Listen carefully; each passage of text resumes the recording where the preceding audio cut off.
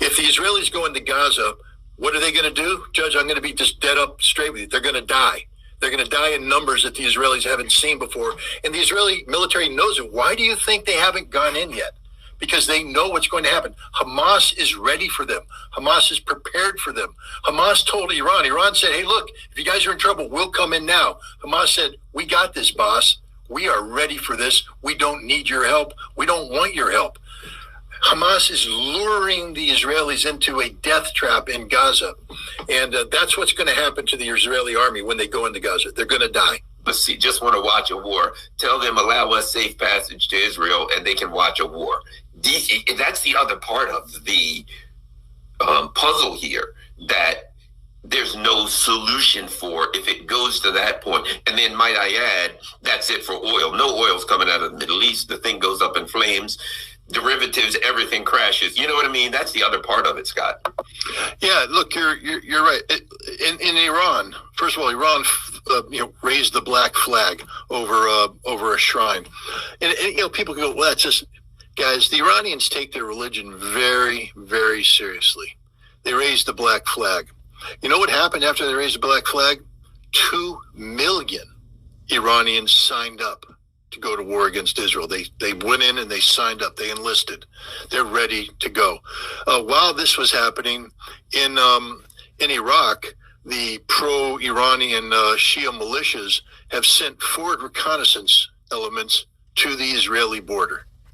So they've gone in and they said, okay, where's our sector of fire? Where's our operation? Boom. Okay, we're going to come in. They're preparing to move to the Israeli border.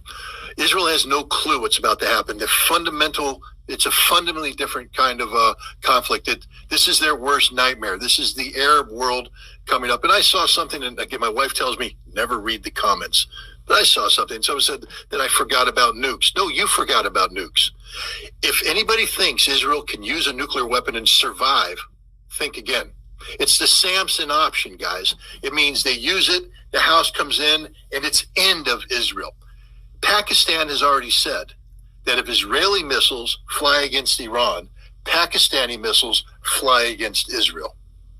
All right, now, if Israeli missiles with nuclear weapons fly against Iran, Pakistani missiles with nuclear weapons will fly against Israel. All right, that's just the way it is. The Muslim world is united. It's over for Israel. They've lost. They just haven't realized it yet.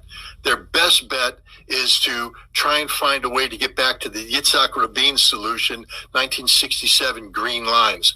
But if they want to fight, again, fool around, find out. They're about to find out.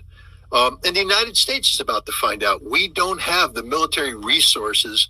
Deterrence requires, in order to be deterred, you have to believe that if somebody pulls the trigger, they're going to hurt you very, very badly.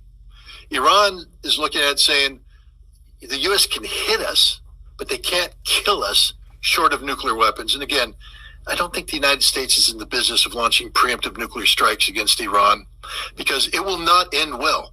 It won't end well for the United States. The world will not forgive the United States a third preemptive use of nuclear weapons. I got to add this. I read that a number of militias in Iraq and other countries have said that if the United States enters on behalf of Israel, that all U.S. military bases become legitimate targets. So that's the other thing. You put ships there. Oh, yeah, they're deterrents, they're power, they're targets. You got hundreds of bases all over the Middle East. If the Muslim world sees this as a generational crusade war, you're not fighting a state actor anymore. How do you can't resupply the bases. You can't get those guys out. I mean, you're setting those guys in those bases up to, they're in world of hurt. Go ahead, Scott. No, you're absolutely correct. Look, we have several thousand troops in Syria. Again, the key to war, it's not just about muscle-bound men in the front lines with cool-looking weapons and, cool gear. I mean, hell, we got the best TikTok army the world's ever seen. We can dress up. We got God, we're good. But all that is stuff. But the guy wearing the stuff, he needs to eat. First thing. Where's the food coming from, ladies and gentlemen? Well, it's in the refrigerator over there. Where's Where's the power coming from? From that generator over there. What powers the generator? That fuel and that fuel can over there. All right, you just named a number of things. One, we have to get the food to them, and we have to get the fuel to the generator just to power up. And this is just the basics. You go into combat with your basic load of ammunition, and it allows you to get into a nice little shootout, but eventually you run out of ammunition.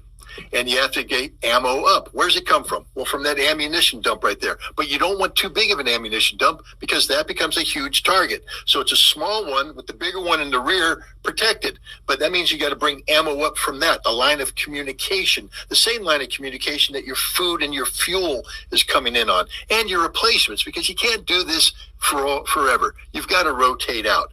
Lengthy line of communication from Syria to basically Erbil in northern Iraq. It's where the U.S. has a big base amongst the Kurds. But from that, a long road down through Iraq, through Baghdad, down into southern Iraq, where a lot of Shia live, to Kuwait. Okay, that's it, ladies and gentlemen. If the Shia militias ever said, you're done, those lines of communication don't exist. Now, we can fly things into Erbil. But now this is Berlin airlift type stuff, guys. We have to have dedicated transport doing this full time.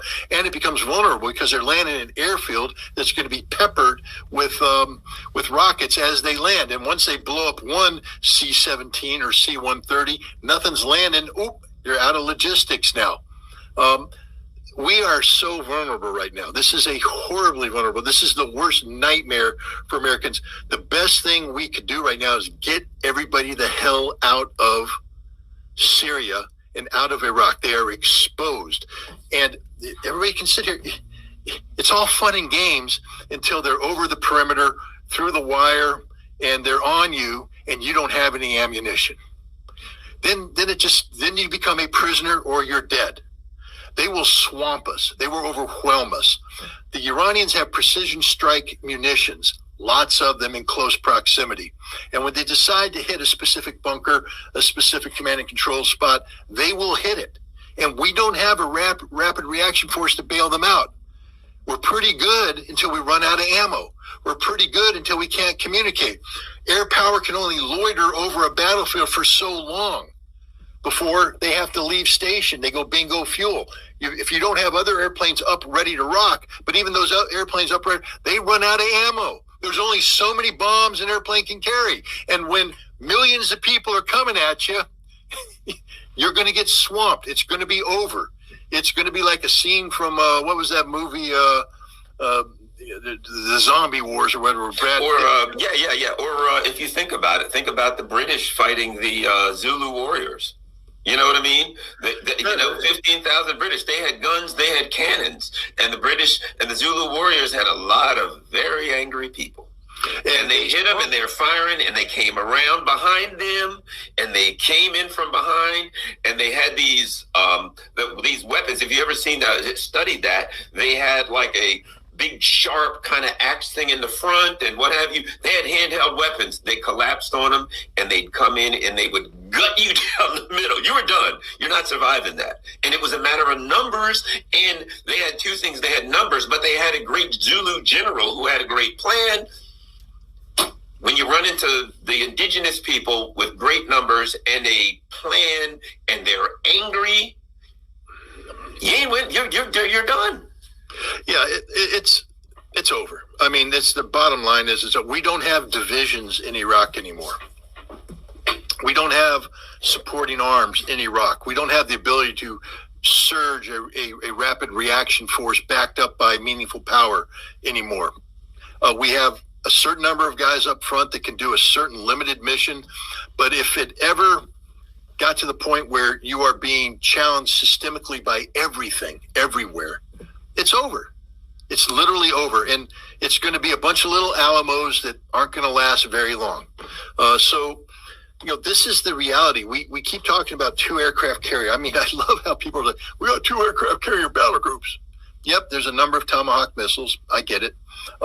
Number of aircraft. They can fly a number of sorties. You know, the last time we flew sorties over Lebanon, it didn't end so well. Do you guys remember that? The Zoof Mountains, USS New Jersey, popping rounds off.